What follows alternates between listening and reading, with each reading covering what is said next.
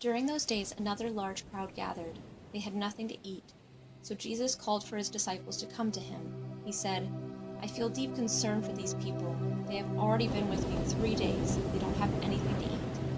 If I send them away hungry, they will become too weak on their way home. Some of them have come from far away." His disciples answered him, "There's nothing here," they said. "Where can anyone get enough bread to feed them?" "How many loaves do you have?" Jesus asked. 7, they replied. He told the crowd to sit down on the ground. He took the 7 loaves and gave thanks to God. Then he broke them and gave them to his disciples. They passed the pieces of bread around to the people.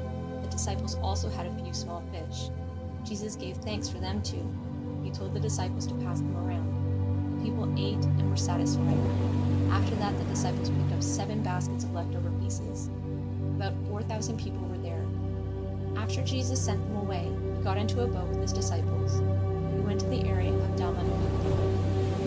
The Pharisees came and began to ask Jesus questions. They wanted to test him. So they asked him for a sign from heaven. He sighed deeply.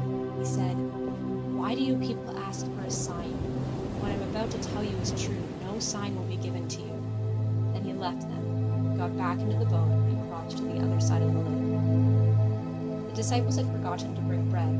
They had only 1 loaf with them in the boat. "Be careful," Jesus warned them. "Watch out for the yeast of the Pharisees, and watch out for the yeast of Herod." They talked about this with each other. They said, "He must be saying this because we don't have any bread." Jesus knew what they were saying, so he asked them, "Why are you talking about having no bread? Why can't you see or understand? Are you stubborn? Do you have eyes and still not see? Do you have ears and still don't hear? And don't you remember? Earlier, I broke 5 loaves for the 5,000. How many baskets of pieces did you pick up?" 12, they replied. "Later, I broke 7 loaves for the 4,000. How many baskets of pieces did you pick up?" 7, they answered. He said to them, "Can't you understand yet?" Jesus and his disciples came to Bethsaida. Some people brought a blind man to him. They begged Jesus to touch him. He took the blind man by the hand. Then he led him outside the village. He spit on the man's eyes and placed his hands on him. "Do you see anything?" Jesus asked. The man looked up and said, "I see people. They look like trees walking around." Once more, Jesus put his hands on the man's eyes, and his eyes were opened so that he could see again. He saw everything clearly. Jesus sent him home. He told him, "Don't even go into the village." Jesus and his disciples went on to the villages around Caesarea Philippi. On the way, he asked them, "Who do people say I am?" They replied, "Some say John the Baptist, others say Elijah, still others say one of the prophets."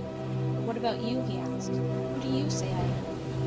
Peter answered, "You are the Messiah." Jesus warned them not to tell anyone about him. Jesus then began to teach his disciples. He taught them that the Son of Man must suffer many things.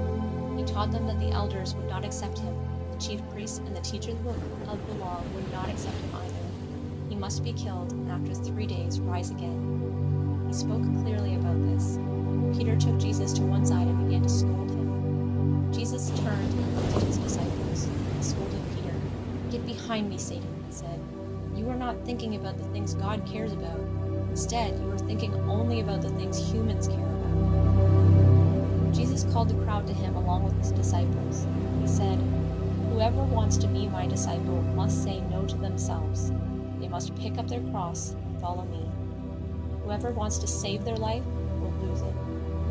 Whoever loses their life for me, for the good news, will save it. What good is it if someone gains the whole world but loses their soul? Or what can anyone trade for their soul?